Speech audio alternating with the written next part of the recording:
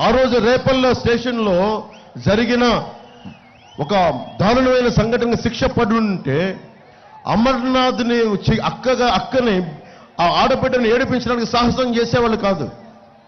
అంటే 1-2 జరుగుతాయి, క్రిమినల్స్ రాజ్యాలు ఏలొచ్చు, తప్పులు జరిగితే ఏదైనా అయిపోవచ్చు, మనల్ని ఎవరిని ఏం చేయలేని ఒక భరోసా.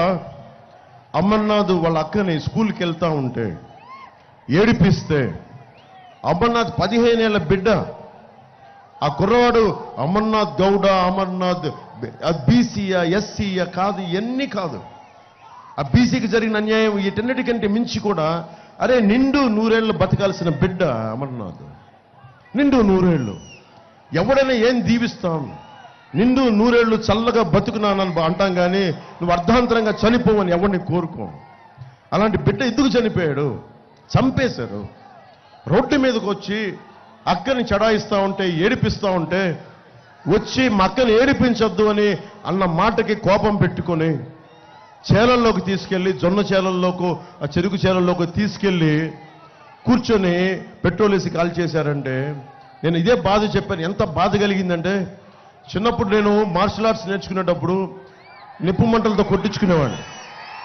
క్షమించాలి చప్పట్లు కాదు అంటే వినండి, నిప్పులతోటి మంటలతోటి కొట్టించుకునేవాడిని. ఈపు మీద, ఒంటి మీద కొట్టించుకుంటే ఒళ్ళు కాలిపోయేది. ఈ రోజుకి నా ఏళ్ల మీద కాలిపోయిన ముద్రలు ఉంటాయి, శరీరం కాలిపోయింది. అంటే ఒక చిన్నపాటి నూనె చుక్క వంట చేసేటప్పుడు పడితేనే గిలగిల్లాడిపోతాం.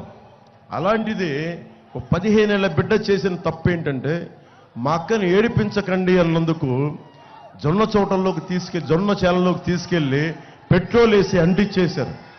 ఆ బిడ్డ ఎంత ఏడుపు ఏడ్చుంటాడో, ఎంత ఆత్మ ఎంత క్షోభించి ఉంటుందో మనం ఊహించుకోలేం.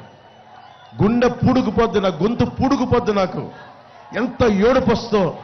ఏంటి దీనికి అంటే law and order issue, law and order. ఇది బలమైన మంత్రులకు కానీ, బలమైన హోంశాఖ, బలమైన అధికారులకే, ఒక్క ఎస్ఐకే నువ్వు రౌడిజం కంట్రోల్ చెయ్యంటే, నేను మీకు చెప్తున్నాను 2 వారాల్లో ప్రతి రౌడీ ఎదవని మక్కలు ఇరగ్గొట్టి కింద సెల్లో కూర్చోబెడతాం.